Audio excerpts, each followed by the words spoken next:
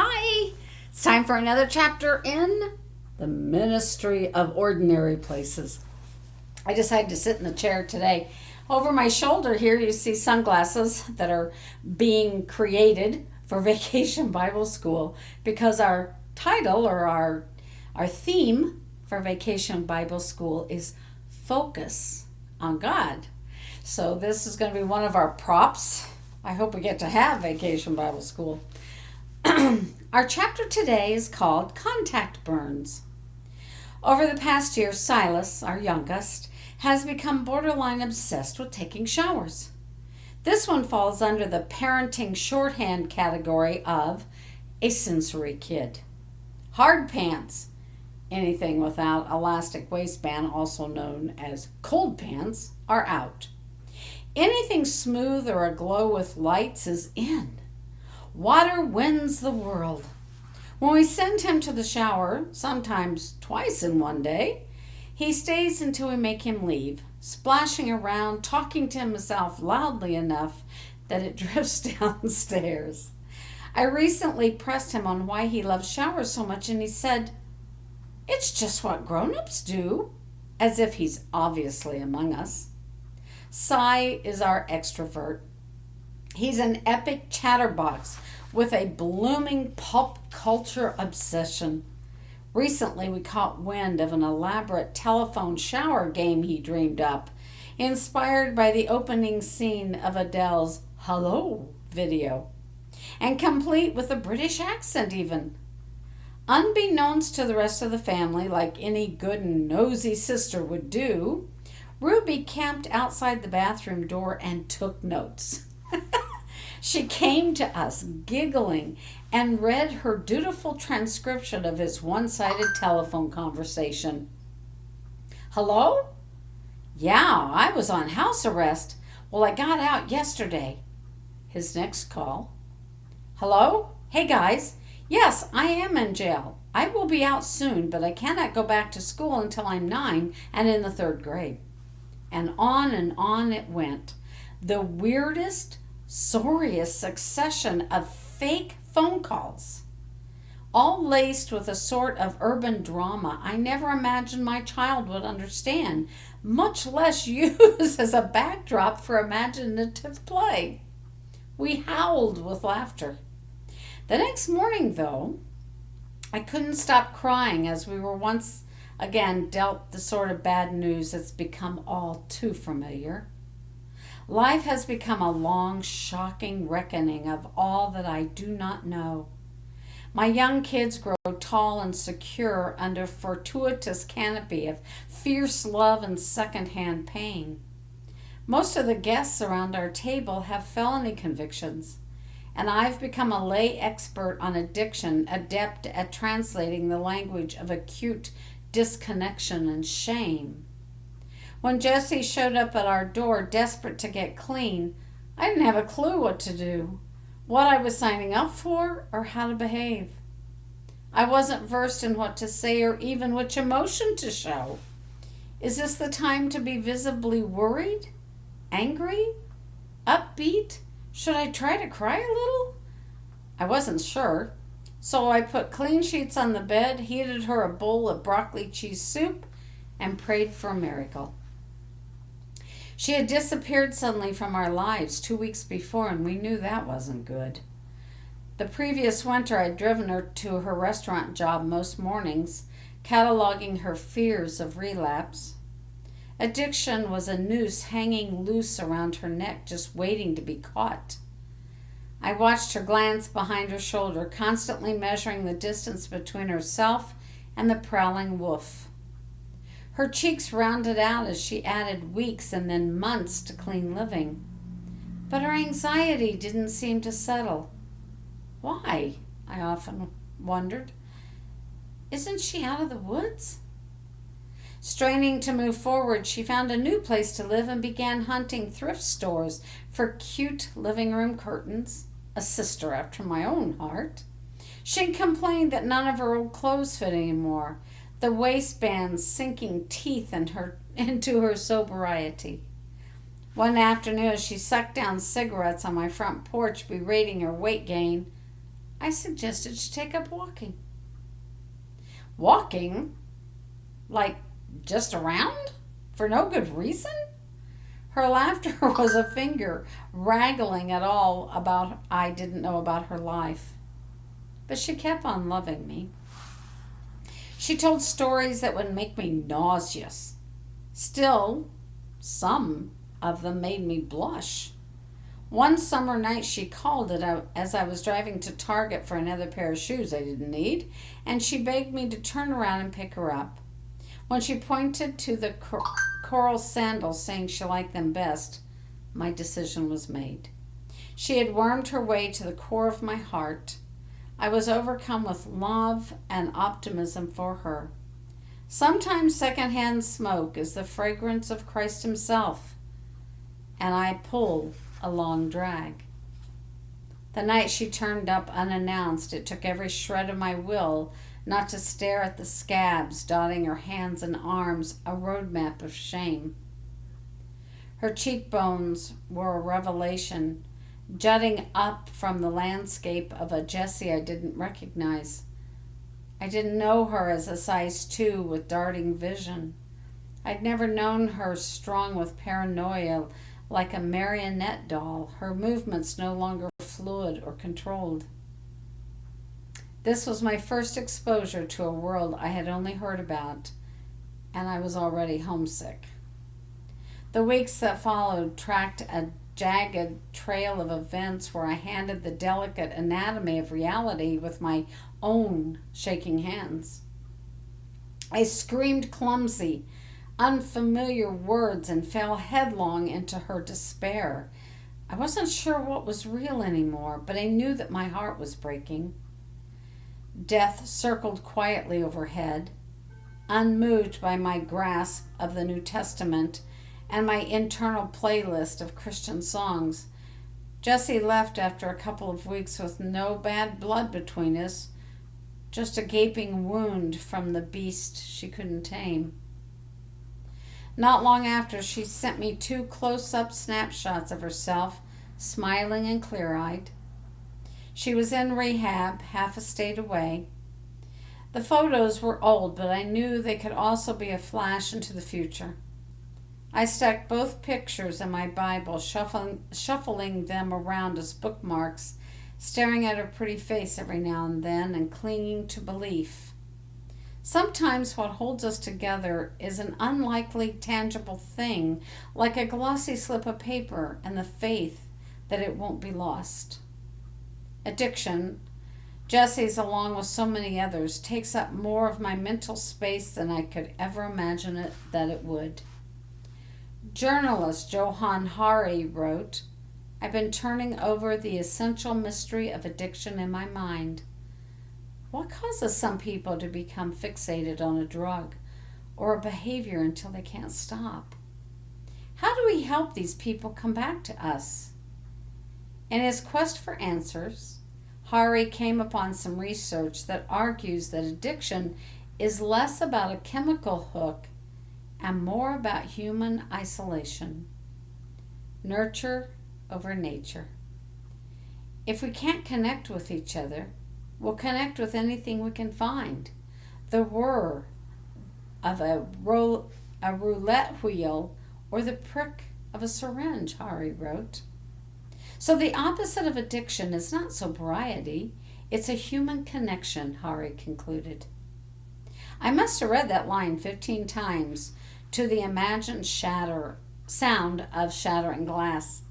I wanted to break something. I can handle the biological components of addiction.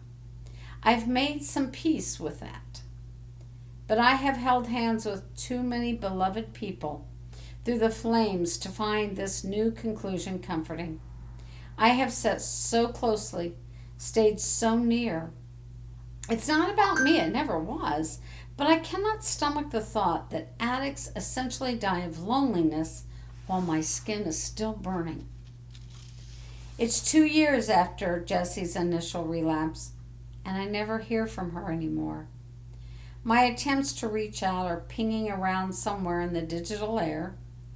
I look at her photos most days, still terrified addiction will kill her and pleading it won't.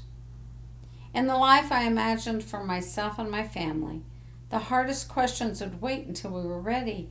Yet here we are anyway, dodging shrapnel and throwing off our own sparks while we tend to the mundane necessities of life, opening and closing cabinets, folding socks, tackling dinner on the fly, begging for Minecraft time, hacking away at Barbie's polyester hair. The crumbs of life are the guts of life, and this is life now, with one foot on our swept floors and the other in the mud. Last fall, as the farmers hauled their harvest in for the winter, I watched anxiety crop up in Corey like crabgrass across our stable middle-class life. It showed up inconspicuously at first, an anomaly like one leaf turning too soon while the rest of the tree is still green. Maybe he's just tired. Maybe it's the kids. Maybe it's allergies. Probably it's me. A few years before, he traded in his suits, ties, and daily shaving for a job as a full-time chaplain of our county jail. It seemed too good to be true. Now he spends each day with men who hold the keys to God's kingdom. They lead him to the feet of Jesus, and he counts them as his best friends. He also listens to endless stories of trauma, pinballing from loss to loss, across decades that span from birth to life and back again. The bulk of his waking hours are now spent absorbing the torment of his brothers, swallowing it down along with the plastic spoonfuls of high-sodium macaroni and mystery gravy. As far as jobs go, he's sure he won the prize. But no one can stand near lives that are constantly on fire without their own skin being scorched. It took a while for us to connect the dots. His contact burns hanging hidden inside the walls of his big heart like flyers on a telephone pole, one stapled right on the top of the other, the ink blurred by the rain, the ages curling over time. We figured it out. He enlisted professional help, and in a culture where mental illness remains deeply stigmatized, he now looks for opportunities to talk about his new diagnosis, pulling his chair up to this new table of tender empathy. Survival will require support from other humans along the way.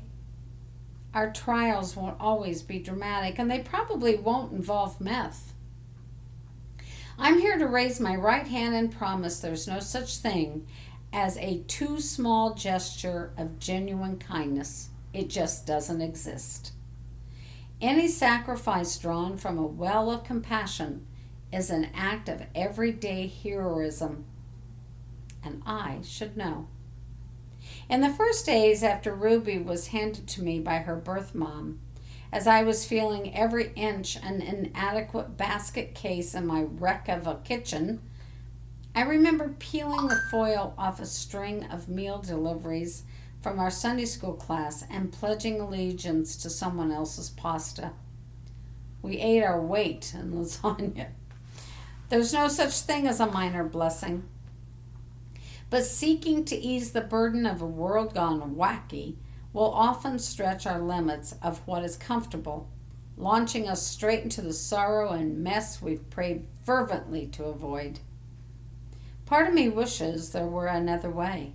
I wish I could pass out popsicles and promise our safety and comfort will remain flawlessly intact. As we push into the forgotten corners around us, there will be times we'll think it's too hard, or that we aren't cut out for the sort of headaches that rob us of sleep. We might be tempted to believe we can't put our sweet kids through it, that they don't deserve it. I wish I could reassure us that God just wants us to be happy. I wish complexity and risk were not promised us and that we would always pay up in spaghetti with meat sauce. The question then is, where do we choose to stand? How close to the flame Henry Nouwen wrote, "Here we see what compassion means. It's not a bending toward the underprivileged from a privileged position. It is not reaching out from on high to those who are less fortunate below. It is not a gesture of sympathy or pity for those who fail to make it in the upward pull. On the contrary, compassion means going directly to those people and the places where suffering is the most acute and building a home there. I have friends who quite literally have built homes in broken places. I also have friends who build those homes of compassion in different ways. Counted among our most trusted confidants are those who live in rural settings but jump one city over to slowly build trusted relationships with those living in a homeless shelter. We know a couple who live in an upscale subdivision but spend most of their free time inside the jail. We have friends who choose low-income schools. Some who choose dying churches, and others who keep the guest bed made up with clean sheets for anyone who might need it. Camped out at the margins, however it might look, we are guaranteed to find little-known heroes trudging beneath the impossible burdens. It could be drug addiction, relational chaos, or the heel of the system. It might be a chronic illness, a special needs child, the ache of single parenting, a run-in with the law, a merciless bout with depression, church-related judgment, or the cumulative effects of being invisible. It could be 1,000 different things. Once seen, we can ignore it, or we can march straight to the heart of it, chasing kinship through the fumes of the white-hot trouble floating up from the asphalt. Reality check. We won't be able to fix any of it. But our resting temperature will rise just as two clasped hands trade heat until they equalize. We keep failing our friends, and our friends keep failing us. We take turns, trade seats.